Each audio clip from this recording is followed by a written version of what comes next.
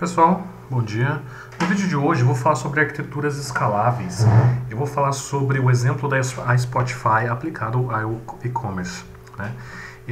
Esse vídeo eu fiz por quê? Primeiro, eu participei de um evento aqui em Campinas chamado DevCamp, onde neste evento teve uma palestra de um arquiteto chamado Nicholas, tá? Ele é um arquiteto responsável por parte dos sistemas lá da Spotify. Então ele trouxe pra gente como que na Spotify eles conseguiram escalar, né? Então ele trouxe um pouco dessa abordagem, né? Trouxe algumas dicas, né? Mostrou como o Spotify de fato ele conseguiu escalar, algumas dicas, né? Algumas abordagens arquiteturais. E aí, na verdade, o intuito desse vídeo é correlacionar, né? Eu estive pensando um pouco em relação a... Cara, faz todo sentido, porque eu venho de e-commerce, né? Eu trabalho intensamente com e-commerce. E muitas das coisas que eu vi lá no evento, que eu vi na descrição da arquitetura do Spotify, se aplica aqui ao e-commerce, né? A esse mundo de e-commerce que a gente trabalha, né? Que eu trabalho. Então, eu quis fazer um pouco dessa comparação desses mundos e queria trazer para vocês, então, queria compartilhar para vocês algumas coisas que para mim fazem sentido, né? Algumas boas práticas que o Spotify ele aplica, né, no seu dia a dia para conseguir escalar, né? E isso é perfeitamente aplicável ao cenário de e-commerce, né? O e-commerce, né? Então, bacana que algumas dicas vão ajudar vocês, arquitetos e developers, a projetarem, né? Desenharem arquiteturas escaláveis. Esse é o objetivo de hoje. Espero compartilhar um pouco do meu conhecimento, da minha experiência com vocês, tá bom? Então vamos lá, pessoal. Primeira coisa, essa foto eu tirei lá do evento, né, que eu fui, e basicamente me chamou a atenção essa frase, né, essa quote do Eric Raymond, do livro dele, A Arte de Programação Unix. E o interessante é o que me chamou a atenção que esse livro é um livro bastante antigo, né, na verdade tem uns 12, 13 anos, né, ele é um livro de 2003. Então, muito bacana que isso se aplica ao que a gente chama de microservices hoje, né? Então, o que essa quote, né? O que essa frase diz pra gente, né? O que o Eric quis expressar no livro dele, né? Falando o seguinte, que os desenvolvedores devem construir programas de forma simples, com interfaces bem definidas, e programas simples significa que você tem problemas locais e que essas partes desses programas eles podem ser no futuro podem ser substituídos por versões novas, né, com novas features facilmente, né? Ou seja, muito da componentização que a gente viu há um tempo atrás, tá? Outro ponto aqui, ele fala então que qual que é o objetivo dessa abordagem, né? Então é salvar tempo na hora de debugar código complexo, que é código longo, né? Código com bastante linha de código e quase que praticamente que não dá para ler, né? Praticamente que a gente não consegue ler de tão grande que é esse código, né? Então, basicamente, pessoal, o que ele está falando aqui é de microservices, um dos assuntos que a gente vai abordar bastante aqui no nosso papo, tá bom? Então vamos começar. Bom, primeira coisa eu queria trazer para vocês aqui alguns dos números bem interessantes sobre a Spotify. Primeiro aqui é o número, né, de usuários. São 60 milhões de usuários ativos, né? Desses 60 milhões, pessoal, 15 milhões são pagantes, né? São subscribers que pagam, né? Então é uma taxa bastante elevada, né, para um serviço desse tipo, né? Quase 20%, né, dos usuários pagam, né? Então é muito bacana e uma das coisas interessantes é um número crescente, né? Ou seja, há um ano atrás eu vi um artigo onde o número de usuários do Spotify eram 40 milhões, né? Pouco menos de 40 milhões, se não me engano 35 milhões, então praticamente quase que dobrou, né, de um ano para outro, né? E como que você constrói soluções, como é que você define arquiteturas para conseguir suportar esse grande crescimento, né? Números interessantes, quase 30 milhões de canções, de músicas, né? E praticamente 20 mil por dia são adicionados, né? Número de playlists, né? Aquelas playlists que os usuários criam, cara, passa de 1,5 bilhão. Então é muito dado, né? E imagine um universo do Spotify onde, logicamente, o Spotify está coletando informação do seu usuário, quer sugerir novas canções, quer sugerir novos álbuns, playlists e tudo mais. É uma infinidade de dados que o Spotify coleta diariamente, tá, pessoal? Números interessantes também, 58 mercados, países, né? Tá, muitos países estão aqui, obviamente, no Brasil, Estados Unidos e praticamente no mundo inteiro, né? Todas as regiões possíveis, tá? São números bastante interessantes que ajudam a gente a nortear, tá bom? Bom, pessoal, aí algumas características que eu correlacionei entre Spotify e o e-commerce, né? Ambas, primeira coisa, é em relação à experiência do usuário. A experiência do usuário deve ser única, né? Pessoal, aqui eu não estou falando de UX, né? Eu não sou especialista em UX, mas eu estou falando basicamente, pessoal, de performance. E é o que nós, arquitetos, a gente praticamente nossa responsabilidade como developers, como arquitetos, ter essa questão da performance, né? Ou seja, cara, o que adianta eu ir lá e abrir meu aplicativo e ele demorar? A experiência, por mais que você faça um trabalho de UX, que clica aqui, a informação tem que aparecer dessa forma, ela está distribuída assim na sua app, no seu site, cara, se é lento, né? Não adianta de nada, vai por terra, cai por terra todo o trabalho que o UX faz.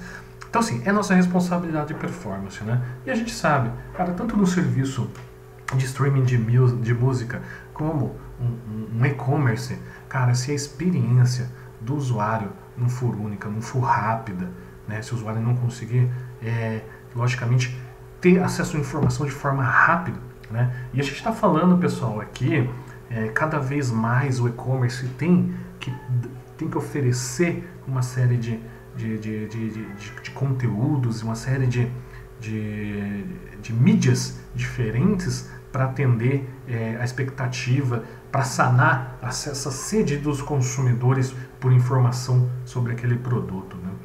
Então, performance é fundamental, é uma característica comum entre as duas plataformas, né? Tanto o Spotify quanto o e-commerce. O serviço nunca pode parar, pessoal.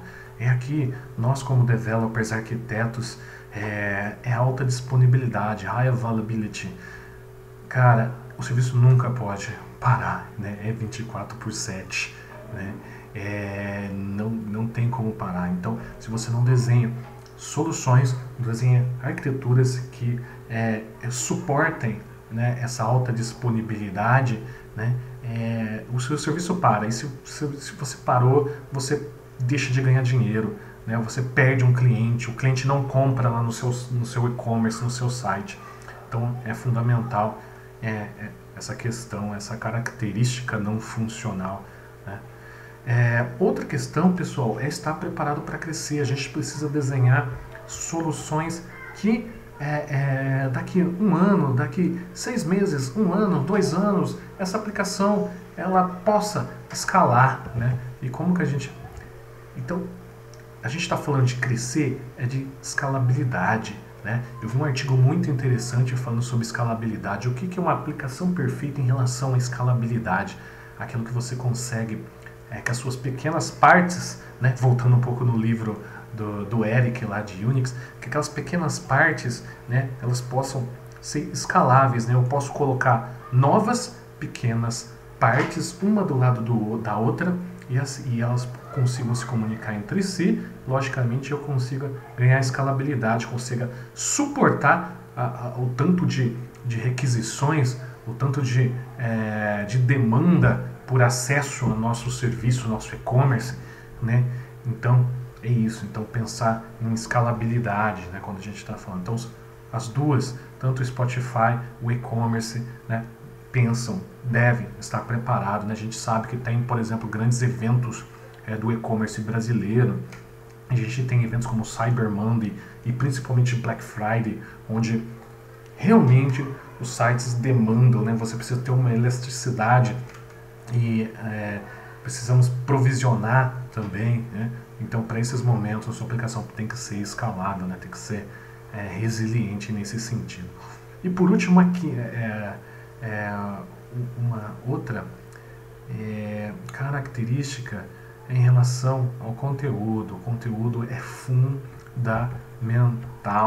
né, pessoal? Eu falei um pouquinho, o e-commerce cada vez mais oferecendo streaming, cada vez mais oferecendo música, oferecendo músicas logicamente associadas àquele conteúdo, oferecendo vídeos do produto, áudio do produto, oferecendo, além de fotos, além de um conteúdo muito mais multimídia, né? Então, o conteúdo é fundamental. Então, e-commerce, assim como o Spotify, assim como o serviço de streaming, o e-commerce cada vez mais tendo serviço de streaming, né? Provisionando o streaming, né? Providenciando, tá, pessoal? Bom, aí então, se a gente tem essas 4 características comuns, essas características arquiteturais, né? A gente não está falando de característica funcional, né? Porque, lógico, cada um tem a sua característica, né? Ou seja, cada um tem um requisito, o Spotify tem o seu requisito, o e-commerce tem o seu outro, mas dessa perspectiva arquitetural, dessa perspectiva não funcional, essas 4, elas são comuns, né, pessoal? E como que o Spotify resolve, né? O Spotify resolve com microserviços e tecnologias quentes para performance, para alta disponibilidade, para escalabilidade. Por que, pessoal? Performance. Se você tem cada vez microcomponentes, componentes pequenos, serviços, microserviços atendendo determinada demanda, você consegue escalar de forma diferente, né? Você consegue atuar em problemas, né? A gente não está falando de uma aplicação aqui monolítica, né? Ou seja, cara, um determinado trecho de código dentro da sua aplicação influencia na performance da aplicação como um todo, né? Então, é isso, é deixar isolado, é usar a ferramenta certa, né? Microserviços fala muito disso. Cara, você precisa usar a ferramenta certa para a necessidade certa, né? Então, microserviço ajuda a resolver essa questão de performance, né? Você vai usar a ferramenta certa para ter performance adequada àquela necessidade, né? Não tendo uma aplicação monolítica também, um recurso não vai interferir em outro, tá, pessoal? Alta disponibilidade é a mesma coisa. Se eu tenho componentes pequenos e se esses componentes eu consigo escalar, eu consigo ter novos containers, novos microserviços atuando um do lado do outro, se um cai, o outro assume, né? Então isso né, se eu tenho esse cluster de microserviços, se esses meus componentes estão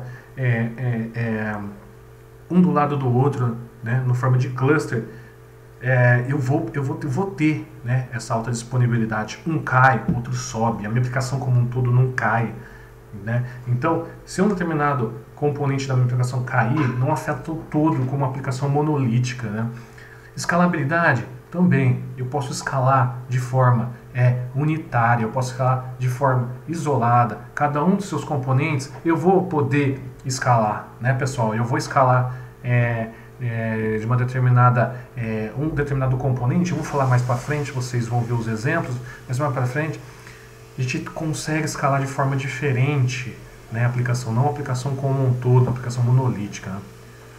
E tecnologias quentes, né? Ou seja, cada vez mais as tecnologias, os frameworks, as plataformas estão disponíveis, pessoal. E são plataformas novas e que resolvem problemas específicos, né? A gente vai ver um pouquinho mais para frente, tá? E conteúdo, pessoal, a gente está falando de latência, né? Ou seja, como como que eu vou resolver questões de latência quando estiver entregando conteúdo, tá? E tecnologias quentes também para resolver questão de conteúdo, tá bom? De entrega de conteúdo. Aí, pessoal, só falando um pouquinho aqui, ó, mostrando para vocês um pouco da arquitetura bem alto nível que eu consegui capturar lá do Spotify, né? O Spotify, como que ele faz, né? Lá embaixo, né, na camada mais abaixo, a gente tem serviços de dados. Então, são serviços de dados específicos, né? Então, eu tenho aqui um serviço de dados que recupera a minha playlist, que recupera os artistas relacionados, que recupera informação do álbum que está tocando corrente, recupera a informação das músicas mais populares daqueles artistas. Então, existe uma série de microserviços de dados, né, que eles chamam de data services, tá? Uma para cada um dos componentes. E lá no Spotify, cada componente tem um time dedicado para cada um dos pedacinhos aqui, né? Para o usuário final, me parece uma aplicação monolítica, né? Mas por trás está toda quebrada em microserviços. A gente tem serviços de metadata services, esses caras aqui são que correlaciona informações, né? São serviços especializados que, dado uma gama, dados eu consigo correlacionar, então são serviços de correlação. View services são serviços específicos que constroem as views, constroem dados e views para a aplicação do front-end, tá? E aí, pessoal, a gente tem o Access Point Services, que são serviços agregadores, né? Ela é a primeira camada do cliente. Então, algumas questões são resolvidas aqui como questões de segurança, agregação, roteamento de serviço, transformação de dados, enfim, uma série de coisas é resolvida aqui. E lá em cima, logicamente, o cliente, né, requisitando, então, para esse Access Point, tá, pessoal? Por que eu quis mostrar aqui para vocês como eles estão organizando isso, tá? Aí, agora vamos para o mundo do e-commerce. A gente viu um pouquinho como é Spotify, como que ele resolve. Vamos ver agora aqui o e-commerce, né?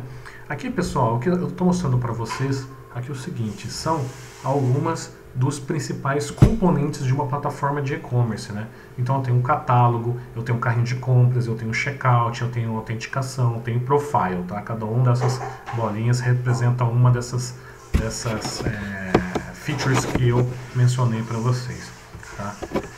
E o que eu quero mostrar para vocês, pessoal, que necessidades específicas requerem soluções específicas, né? Catálogo, eu tenho um requisito funcional, né, que é mostrar o catálogo, e eu tenho necessidades técnicas e arquiteturais também diferentes do checkout, diferentes do carrinho de compras, diferentes de segurança. Então, cada um eu tenho necessidades específicas que requerem soluções específicas, tá? Agora eu vou mostrar um pouco mais de calma aqui, o que é cada um dessas, vou dar um exemplo para vocês, tá? Catálogo. Vamos lá. Catálogo. Qual é a principal necessidade, né? Qual que é o requisito de catálogo? Disponibilizar informação, conteúdo de forma rápida e atualizada, certo? Tá. Então, como que a gente resolve, né? A gente tem soluções direcionadas para resolver, né? Então, eu posso usar um Solr aqui para fazer uma pesquisa em memória indexada, né? Cara, o catálogo tem que ter pesquisa, pessoal. Tem que ter busca, não adianta, né? Posso usar um Node.js porque o meu front-end, a minha aplicação front-end precisa de informações dinâmicas, né? Precisa construir conforme o meu cliente necessita, né? Então, o conteúdo daquele catálogo ele é específico. Então, hoje a gente pode resolver com JavaScript, né? Então a gente pode ter um time, por exemplo, aqui dedicado no Node.js, que escreve código JavaScript, especialista em JavaScript, construindo a parte do back-end, entre aspas, né? Ou seja, o back do front, né? Vamos dizer assim. E a gente pode ter um Angular ali para deixar uma aplicação um pouco mais single page application, para deixar uma aplicação um pouco mais user-friendly, né? E tendo um conhecimento aí do nosso time, tendo um time JavaScript, né? Tá? E a gente pode usar aí o Akamai para uma solução de CDN, né, de Content Delivery. Ou seja, cara, eu tenho no meu catálogo, eu tenho fotos, eu tenho muito conteúdo estático. Então faz total sentido eu ter uma ferramenta assim na minha stack, né? Tá? O perfil, pessoal, é necessidade de disponibilizar informações de dados e os seus pedidos, né? Dados do cliente e os seus pedidos. Cara, beleza, faz sentido então, por exemplo, eu ter uma aplicação ali dinâmica, fazendo, por exemplo, um single page application usando o AngularJS no front-end. Eu posso ter uma camada depois de serviços back-end usando Java, né, usando o REST, e eu posso ter MongoDB para trazer as informações. Por quê? Eu preciso, por exemplo, ter um catálogo e pode ser dinâmica, né, esse meu catálogo de informações do perfil. Né? Eu posso ter flexibilidade sobre o meu esquema. Né? O meu esquema é uma informação de um determinado cliente é diferente de outra. Né? Então eu preciso ter flexibilidade. Então faz sentido eu ter um banco de dados nesse sentido, né? Escalável. O MongoDB é um NoSQL, chave-valor e tudo mais, e que eu consiga, né? E que eu consiga escalar também, né? Então faz total sentido usar, por exemplo, tá, pessoal? Carrinho de compras é armazenar, recuperar itens de compras de forma rápida, né? Eu posso ter, pessoal, uma aplicação usando AngularJS aqui, uma Single Page Application.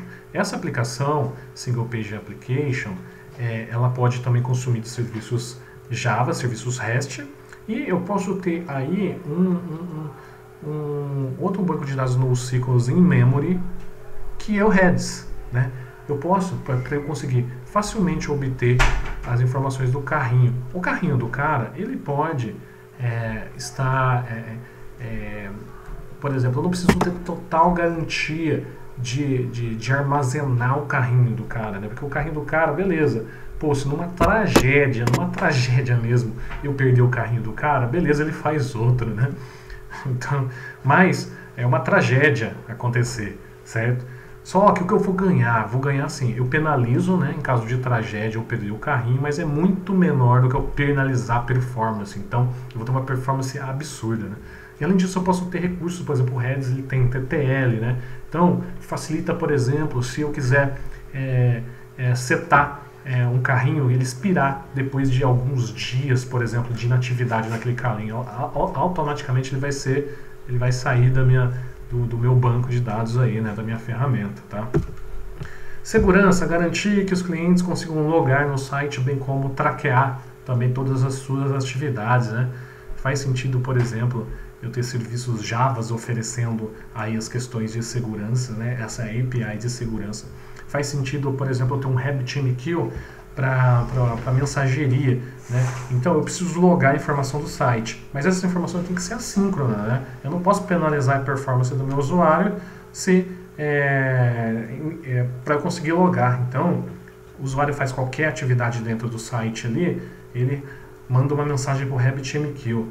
E esse RabbitMQ, o que ele faz? Ele grava num Cassandra, que é ótimo para escrita, que é ótimo para log, para inserções, né? É um banco de dados NoSQL também escalável, enfim, que depois eu vou poder construir MapReduces em cima dessas informações e alimentar um Analytics, por exemplo, do meu e-commerce, né? Então faz total sentido usar uma tecnologia desse tipo, né? E o checkout, cara, eu preciso garantir de forma segura a transação financeira, também a efetivação do pedido de compra, né? Então, aí faz sentido, por exemplo, eu ter tecnologias de HTTPS, porque eu preciso ter seguro. Eu posso usar um Backbone.js se eu quiser uma aplicação mais flexível em termos de single page application. Eu posso usar um framework, eu tenho total liberdade para construir de forma sem penalizar performance, sem nada. Então eu posso usar um outro framework de JavaScript como o Backbone.js, tá? Eu posso ter um RabbitMQ também para fazer transações assíncronas, né? E eu tenho que garantir, por exemplo, a minha transação através de um banco relacional. Só que aí eu posso usar um MySQL Cluster, por exemplo, que é um banco que que eu consigo ter uma certa escalabilidade, performance e crescer. Então, pessoal, o que eu quis mostrar aqui para vocês é justamente isso assim, cara, reparem, tá? Cada uma dos componentes tem a sua necessidade e resolve com tecnologias específicas, né? Entenderam? Então essa questão do microservices que se encaixa muito bem aqui. Tecnologias também, pessoal, existe um framework, existe uma plataforma que vai ajudar a resolver o seu problema. Existe muita coisa especializada, muita coisa quente, né? Estou falando de coisas novas, né? De tecnologias novas, tecnologias quentes, tá? Então esse é o recado que eu queria passar para vocês, tá, pessoal? Tá? Que cada um desses microserviços, cada uma dessas microaplicações tem necessidades específicas e resolvem com tecnologias escaláveis, essa é a palavra, e tecnologias quentes, tá, pessoal? Latência, aí falando um pouco de content delivery, sim, latência importa, pessoal. Proximidade é fator de sucesso, tá? A gente está muito falando de plataforma em cloud, em nuvem, e a gente tem que prestar muita atenção qual que é a latência, onde está hospedado os nossos serviços, né? Onde está hospedadas as informações. A gente está falando de streaming, a gente está falando de conteúdo estático, vídeos, streaming de áudio. Cara, se o seu serviço tem que ter uma latência, então importa, tem que estar próximo. Lembra, pessoal, performance lá no começo. Então, latência importa muito, tá? Use um CDN, né? Existem, falando de tecnologias quentes e novas, e tecnologias e serviços, né? Só que um adendo aqui, qualidade do serviço, ela é importante, tá? A gente tem milhares de SaaS, né? De Softwares as a Services que dão esse tipo de serviço pra gente, mas cada uma tem uma qualidade, tem uma latência, então preste atenção na qualidade do serviço, garantia, alta disponibilidade e também de latência, tá?